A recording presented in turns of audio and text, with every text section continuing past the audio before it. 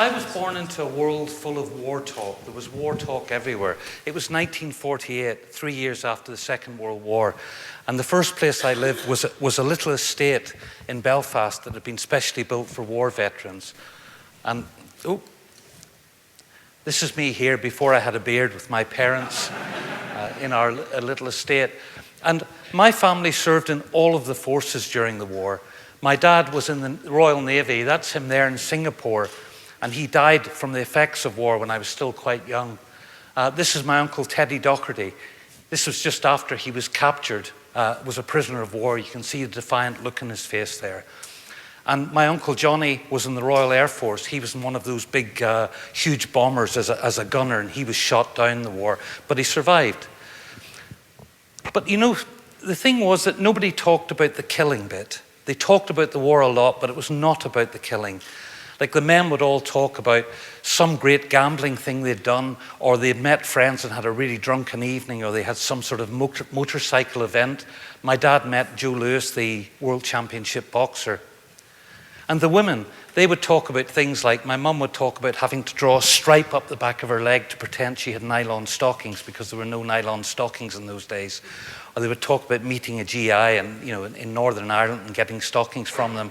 Or they'd talk about some romantic evening during the Blitz when there was bombing and there was a blackout. They would have little candles lit, and so they would all sing war songs together. And it was sort of all said in a romantic way. And they didn't talk about the friends who had died or any of the killing. It was really quite strange. And in the estate I lived, there were lots of people with one arm and one leg, and they didn't. I learned not to ask why. It was very strange. But it did leak out, especially on Remembrance Sunday. That was once a year, as we have in Sheffield here. And Remembrance Sunday, I would be standing in the diamond with all these big, strong men. And my uncle, I remember my Uncle Jack with his black coat on, his red poppy, and looking up at him. And it was very moving. There'd be tears streaming down his face as he stood there listening to the ceremony. But he just wiped the tears away and off they'd go.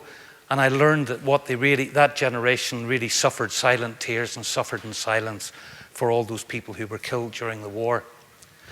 But for myself, it's not surprising that surrounded by all this war movies on the TV every week in the cinemas, that I became quite obsessed with the military myself as a little boy. My big thing was toy soldiers. I took toy soldiers everywhere with me. People in Northern Ireland still ask me if I have my toy soldiers. I was quite well known for it. I was compelled by it. My grandmother's carpet was like a campaign zone with mountains made of blankets and pillows. I had planes, I had tanks, I had submarines. I had soldiers from Australia, American Marines, Gurkhas, everything you could imagine. I just played with them all the time. I learned all the military ranks and all their equivalences for forces around the world. In fact, when I was a teenager, I was quite embarrassed by it, and I had to give all my soldiers away to young friends, otherwise I'd still be playing with them today. I had to get rid of them. Now, when I was a teenager, though, I became a musician, so I played guitar, and I made most of my living playing in Irish show bands during my teen years. And I forgot all about war. But then, by the late 60s, it was very cool to be anti-war. That was the Vietnam War days. All the songs of all the great bands at the time were all anti-war. And there's one that really sticks in my head, and it was about the notorious CIA. And it went something like, "Who can kill a general in his bed? CIA, CIA man, hey man, CIA." And the thing about the CIA was that they assassinated thousands of people at that time. And President Ford, after the Vietnam War, set up an executive order because he said America should take the moral high ground. They should stop this kind of assassination. And so he set up an executive order that's still in force today to stop this kind of assassination. Now, after that, I got into study and I became an academic, and I didn't get into any street campaigns, any street protests or anything else. I just had my head down, working myself stupid for 30 years. And I went through many disciplines and ended up with my true love of a discipline, which is robotics. It brought all my knowledge together, and I absolutely loved it. It was like playing with toy soldiers again. I just did a lot of research on machine learning. That was my big thing. And then I ran large-scale museum exhibitions, for instance, out at Magna here. And I also took robot competitions around the world to children. And I know that the little Noel Sharkey would really have loved that. He would have loved to have known of the future that I was working on. Because my hero in my days of a toy soldier was from a comic which you probably all know called The Beano. And it was General Jumbo, if you remember him. Okay, here he is. Now, General Jumbo, unlike me, I was very envious of him because I had to move my toy soldiers around by hand.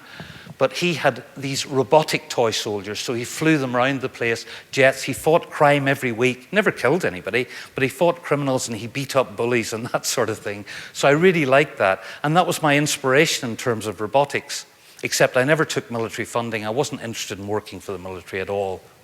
So I carried on with my robotics. But the big eye-opener for me, really, was in about 2005, 2006.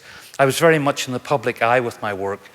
And journalists started asking me about military robotics. And I knew nothing about them, really. I heard about drones, and I knew a little bit about bomb disposal coming from Northern Ireland, but nothing else. So I thought I'd go off and look at the internet for a couple of hours, and then I could answer questions. Well, that couple of hours turned into 7 months of solid research. I was horrified by what I read. I was really shocked as a robotics person. It was like, especially the American roadmaps and military plans. I read all of them. They're an open information society, and they were all about autonomous killing machines that could go out, find their own targets and kill them themselves, and people just weren't aware of this. And I was shocked because these guys didn't seem to understand the limitations of robotics. They were thinking in science fiction land in some sort of way. It was absolutely disgraceful. So what could I do as an academic? Well, very little, I thought.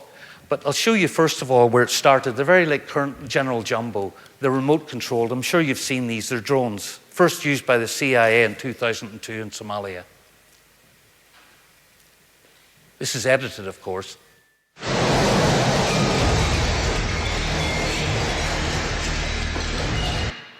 Now, these are remote controlled, as I said.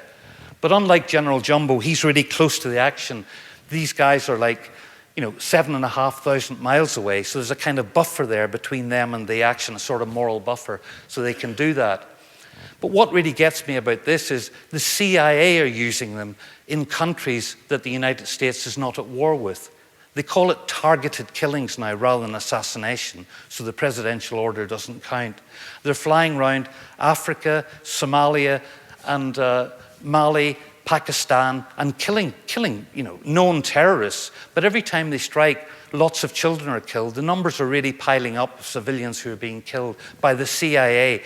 And I didn't think I was going to be standing in front of an audience here 40 years after the Fugs song with new lyrics. Who's flying drones over Pakistan? Who's killing children in Africa? CIA man, hey man, CIA, CIA man. X-47B, the technological dream machine that is the future of U.S. Navy unmanned aviation. The X-47B has been designed for use aboard Nimitz-class aircraft carriers. Its tailless batwing shape will make it the stealthiest unmanned system ever to take to the skies. This is going to be the replacement for drones. These are fully autonomous. There's nobody remote controlling them. They can go out, they can select their own targets and kill them themselves, and they're destined for the Pacific round about 20 aircraft carriers in the Pacific round about 2020, and it's absolutely disgraceful, I think. There's talk about them being dream machines. Well, General Jumbo couldn't even have dreamt of that technology. It's like a high-tech toy. And it's not just in the air either. They're on the ground as well, look. This is the Crusher, developed by DARPA. DARPA are the research wing of the Pentagon. And it's a brilliant machine, though. As a roboticist, I really like it. But it's called the Crusher because it can crush Cadillacs. The Army teamed up with the Defense Advanced Research Projects Agency, or DARPA, to create the Crusher. And it doesn't stop there either. They've got autonomous submarines submarine hunting submarines, which are phase 2 of testing. And it's not just the USA. They're the most open society about it. Israel are developing the capabilities. China have been working on an air-to-air autonomous aircraft for aircraft fighting. And these are fast subsonic. They're not like the drones. And the United States even has a supersonic Falcon, which can travel at 13,000 miles an hour. The idea is to get an unmanned combat aircraft anywhere on the planet within a 1-hour window. Really fast-paced. Russia have got the Scat, and the UK, we've got the Mantis already, and we're about to test, you've moved my slide forward, we're about to test the Tyrannus, which God of Thunder, and that's a really, really nasty machine. It's an intercontinental combat aircraft, fully autonomous again, nobody on board, no pilots on board.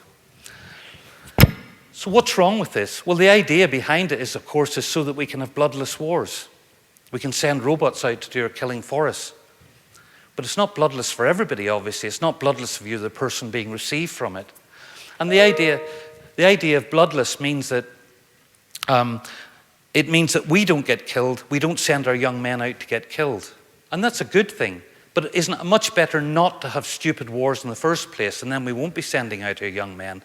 I have friends in Afghanistan, and I don't want to see body bags coming home, but the threat of body bags coming home inhibits us from going into pointless conflicts. What's going to inhibit us with these? These are going to destabilize world security. They're going to trigger unintentional wars. And also, the United States talks about having swarms of them. And so they're going to have swarms of robots meeting swarms of robots, because there's no doubt there's going to be proliferation. 76 countries already have drones now. There's going to be a massive arms race. Israel's sold 4.6 billion worth of drones in the last 8 years. This is a multi-billion-dollar thing. There's big companies involved, national investment. So it's a really bad thing.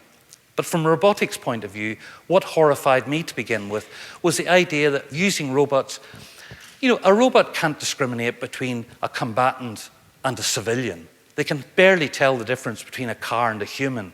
And so how is that going to work? They can't.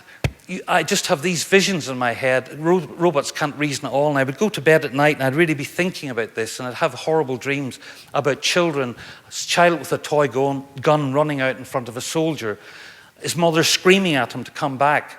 A soldier would understand that setting. A robot wouldn't, and think, oh, there's something happening here, and gun down the child. And I could see children just wounded like that. What about proportional response? The cornerstone of the Geneva Convention. It's permissible in war to kill some civilians when you're killing soldiers or targets. But that has to be directly proportional to military advantage. Military advantage is an abstract concept. It takes a very experienced commander to know what that is. A robot doesn't have that kind of reasoning power.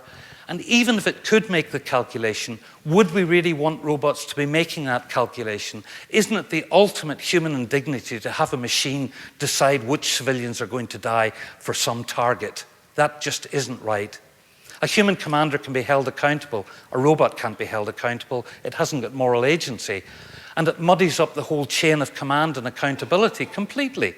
Because, commanders don't want these. When I go out and talk to the military, they say, we don't want these.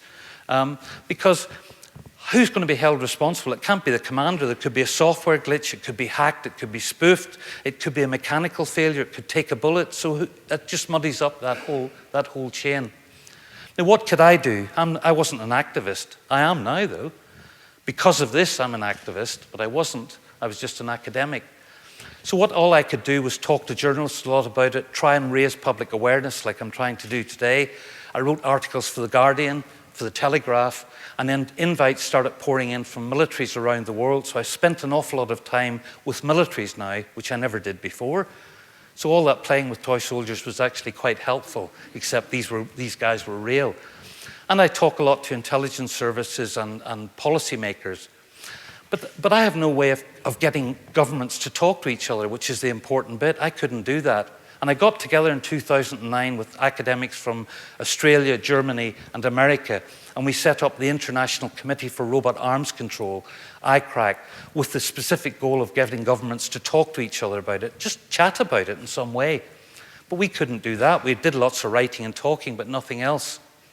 But a big breakthrough came for us last October, we found a group of very powerful, prominent NGOs who had similar goals to us. It was the people who managed to get cluster munitions banned and landmines banned. And this is our meeting in New York. You can see here at the front, there's Nobel Peace Laureate Jody Williams, who's head of the Women's Nobel Initiative. On the other side of me is Ambassador Jantha, who's president of Pugwash, another Nobel Peace Prize winning organization. There's Human Rights Watch here, a giant organization. We've got IV Pax Christi, Harvard Law Clinic, that's Landmine Action, and these guys here are the great Article 36 from the UK. And since then, lots more NGOs have joined us. We have the international Amnesty International spreading the word throughout the world, and we have the wonderful Code Pink.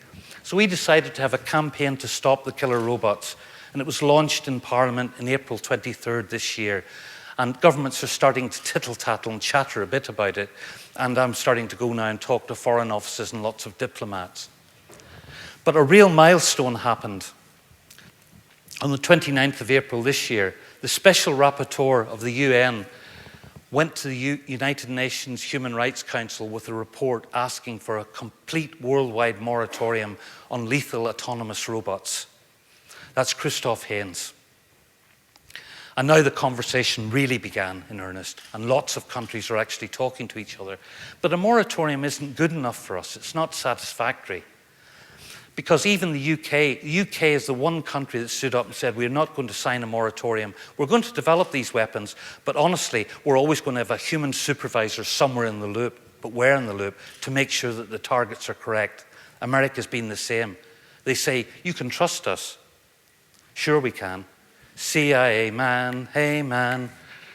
So I really worry about the future. I worry here about my youngest grandchildren. This is Rowan and Lila. And what's going to happen to them? Governments last for 4 or 5 years and then they keep changing. These are legacy systems. One government can say whatever it likes, oh, we're not going to use them and stuff, but the next government inherits them and they're very likely to use them. And really, I don't want to have them suffer the same silent tears as their great-grandfather and their great-uncles. So I think we should really collectively get together, really, the people of Sheffield and the people of the rest of the world, and try to stop this continuous automation of warfare. It's becoming a factory of death and slaughter, and we can actually stop that. How are we ever going to stop warfare while we have this? So I'm asking people to stop the killer robots. Stop the killer robots. Thank you.